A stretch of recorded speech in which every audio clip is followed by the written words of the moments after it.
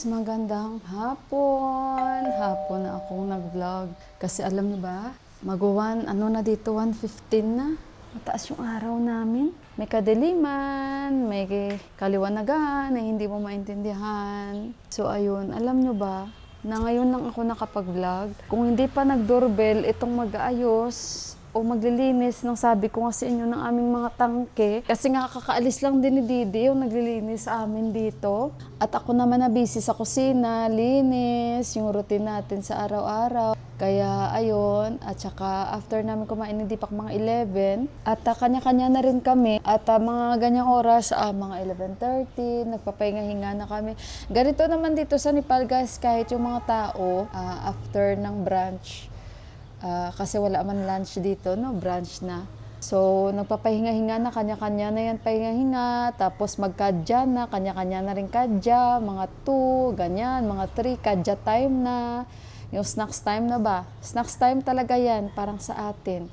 So, ayun, nakaidlip kami ni Deepak. Ako nakaidlip din, parang power na. Parang wala pa nga akong espiritu ngayon guys, kasi nag-doorbell sila. Actually, kanina pa namin sila inaantay, kaso lang, sabi ni Deepak, may ginagawa pa sila sa ibang bahay. Kaya nung nakita ko silang dalawa, dugyot na silang dalawa kasi nga naglinis din siguro sila ng mga yon katulad sa amin.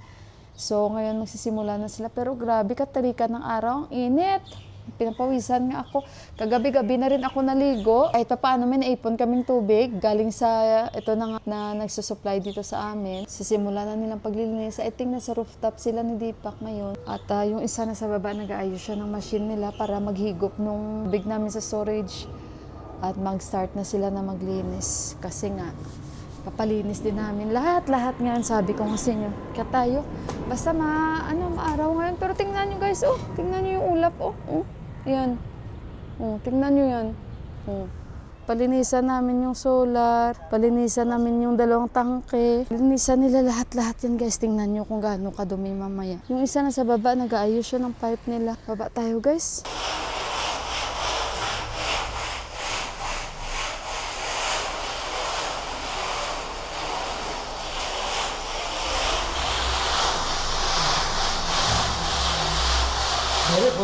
Ayan guys, nililinis na nila. Para makita ni Ama. Tingnan nyo gaano kadumi. Yan, binabrush nila, tapos may motor sila. Light ke?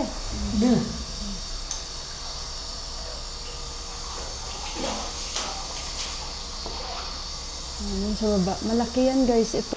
Umulan. Yun nilalabas namin doon yung tubig na madumi na galing doon sa storage namin. Umulan na siya guys.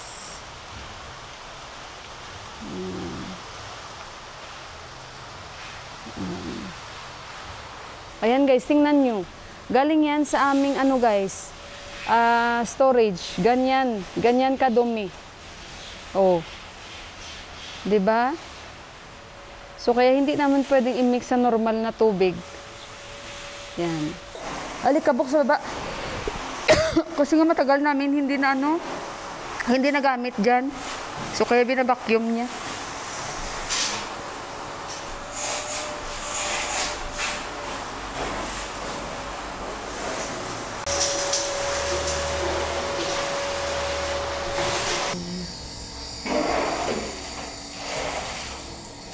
Like tea.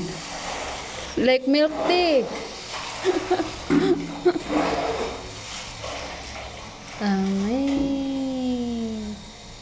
Tingnan nyo guys, grabe.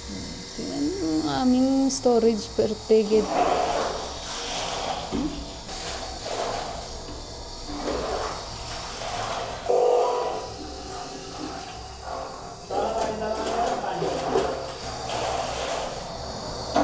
Kaya tayo sa taas guys. Sa taas na sila, tapos na sila sa baba. Init. It's folding. You should remove. Wait. Yung dalawang drum na naman yung lilinisin nila. Yung kamote ko dito guys. Dumami na yung dahon niya. Nakakatuwa. Hindi man ako nag-after ng kamuti. Guys, dahon lang sa akin. Kung dumami ito at swertihin, di okay. Yung bunga. Nilagay ko lang dyan yung camera ko kasi mainit.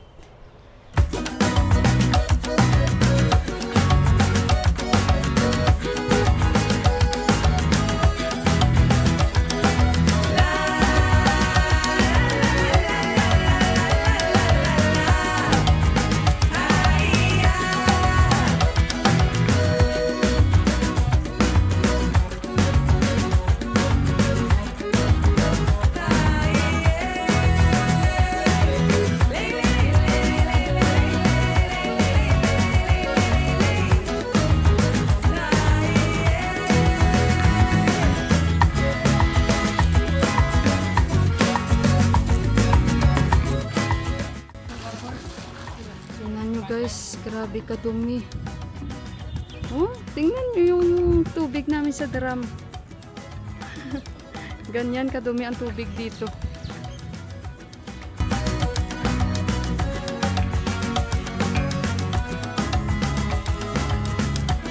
Yung weather namin ang pangit guys. Kanina biglang bagsak todong ulan.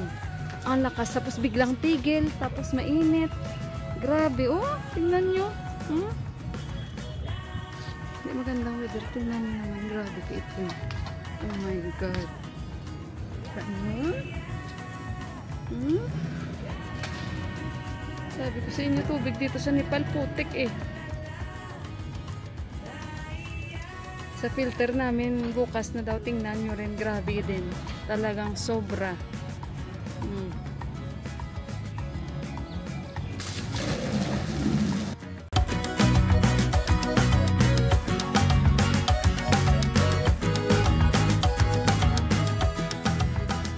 Ayan na guys, umulan na naman. Kung gaano kainit, bigla naman ganito guys. Dito pa ako kasi, in-sprayan niya na yung, yung mga tubo. Tapos yung solar na naman. Maulan ng papayong na ako kasi hindi pwede itong camera natin mabasa ba. Tapos nasa sa drum, solar na naman.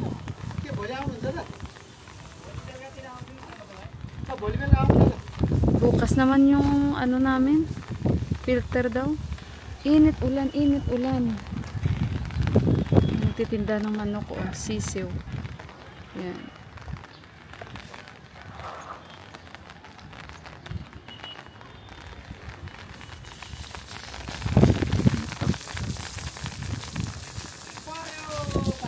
Paniparyo, paniparyo.